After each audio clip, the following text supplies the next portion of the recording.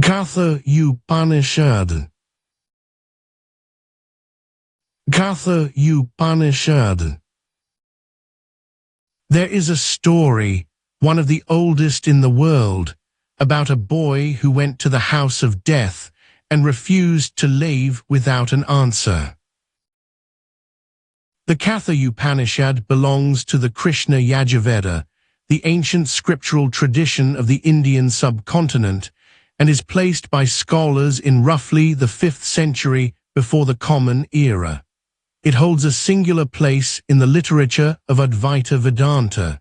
It is the text in which the nature of the undying self is taught not by a sage in a forest, but by Death himself, compelled by the courage of a child who would not be distracted. The teaching is direct, the imagery unforgettable, and the question at its heart is one that has never stopped pressing itself upon human consciousness. Here, then, is the Katha Upanishad, the guest of death. Book 1, The Three Nights. Canto 1, The Curse. 1 Vajrasravasa, hungry for heaven, gave away all that he owned, but the cows he gave were old. They had drunk their last water, they had eaten their last grass, they were dry of milk, they were finished. The boy Nachiketa saw this and thought, "My father goes to a joyless world by giving such useless gifts." 2 The boy approached his father. "Father, to whom will you give me?" The father did not answer. "Father, to whom will you give me?" The father remained silent. "Father, to whom will you give me?" Then the father, red with anger, shouted, "I give you to death." 3 The boy did not flinch. "I go as the first of many. I go as the middle of many. What can the king of death do with me today? Look at the grain of the field, it withers, it falls. Look at the grain of the field, it is born again. A mortal man is no different." 4 The boy went to the house of death, but the king was away. For 3 nights the boy sat at the door without food. When the king of death returned, his servants whispered, "A holy guest has stayed in your house like a fire. He has not eaten. Go to him, O king, or your peace will be burnt to ash." 5 The king of death bowed to the boy. "O guest, you have stayed 3 nights in my house without a meal. Choose 3 boons, 1 for each night." 6 The boy said, "Let my father's anger be cooled. Let him recognize me and welcome me home when I am released from your jaws." "It shall be so," said death. 7 Tell me of the fire, said the boy. "The fire that leads to the sky, where there is no fear, where you, O death, have no power, and where old age does not touch the skin." The king of death taught him the ritual of the altar. He taught him how to arrange the stones and how to light the flame. "This fire shall be named after you," said death.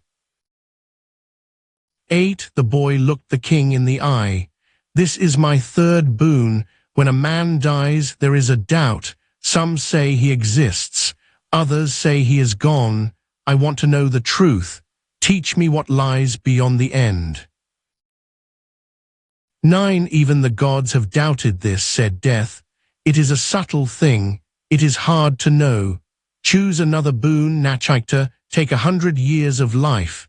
Take sons and grandsons. Take elephants, gold, and horses. Take a vast kingdom.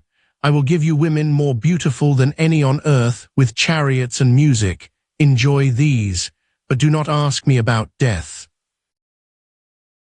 10 The boy said, "These things last only until tomorrow, O judge. They wear out the strength of the senses. Even the longest life is a flicker. Keep your chariots. Keep your music and your dance. Can a man be happy with gold when he has seen your face? I will choose only the boon that solves the mystery." Canto 2, The two paths. 11. The king of death smiled. The good is one thing, the pleasant is another. Both pull at the heart of a man. He who chooses the good finds the shore. He who chooses the pleasant misses the goal. You, Nachiketa, have looked at the toys and turned away. You have not been caught in the net of gold. 12. Ignorance and wisdom are like night and day. Most men live in the thicket of ignorance. They think they are wise. They think they are learned. They stagger about like the blind leading the blind. 13. The self is not seen by the many. Even when they hear of him, they do not understand. Marvelous is the one who speaks of him. Skillful is the one who finds him. He cannot be reached by logic, for he is more subtle than the atom. 14. I will tell you the word that all the Vedas celebrate. It is the goal of every discipline. It is Om. This syllable is the real. This syllable is the supreme. He who knows this syllable finds whatever he desires. 15. The self is never born, he never dies. He did not come from anything, nothing came from him. Unborn, eternal, ancient, he is not killed when the body is killed. 16. Smaller than the small, larger than the large, the self sits in the heart of every creature. The wise man, free from grief, sees him in his greatness, the mighty, all-pervading self. Canto 3. The Chariot. 17. Know the self as the lord of the chariot. Know the body as the chariot itself. Know the intelligence as the driver. Know the mind as the reins.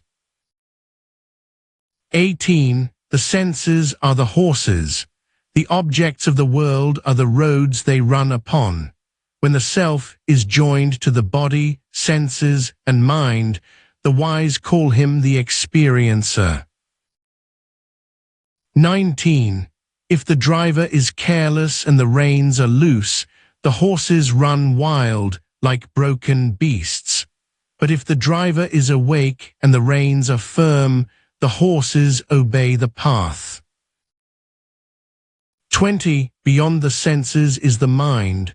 Beyond the mind are the objects of the senses. Beyond the objects is the intelligence. Beyond the intelligence is the great self. Beyond the great self is the unmanifest. Beyond the unmanifest is the person. Beyond the person there is nothing. That is the end. That is the shore. 21. Wake up, rise up, seek the masters and understand. The path is sharp like a razor's edge. It is hard to tread, so say the sages. Book 2. The Secret of the Stranger. Canto 4. The Outward Eye. 22. The Creator bored the openings of the senses outward. Therefore a man looks at the world, not at himself. But a few wise men, seeking immortality, turned their gaze inward and saw the self face to face. 23. That by which we see, taste, smell, and hear, that is the self. What is here is there. What is there is here.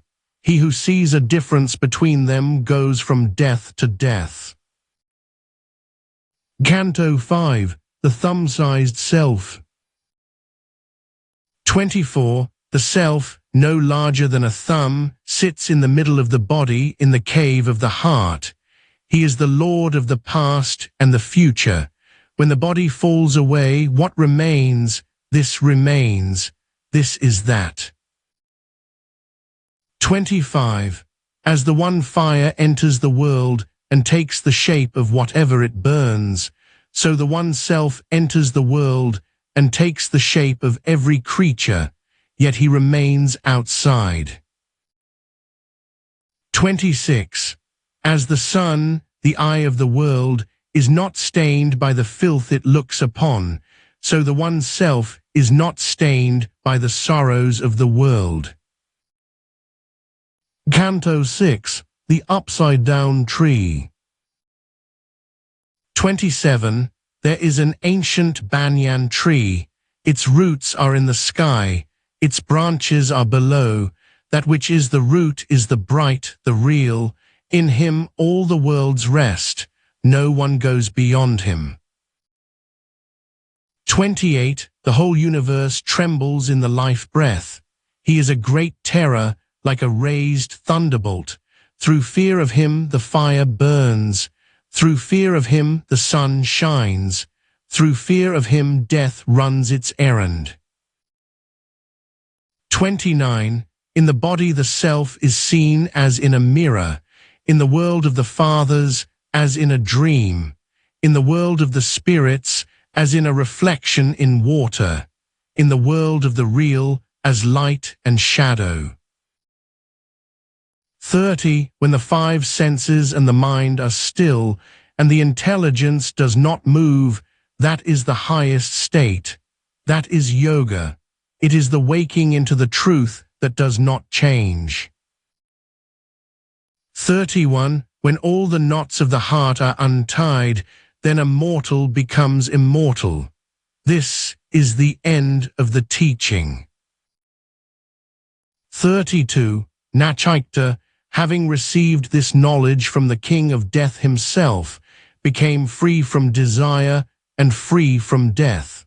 And so shall any other who knows this secret of the stranger. Om Shanti, Shanti, Shanti.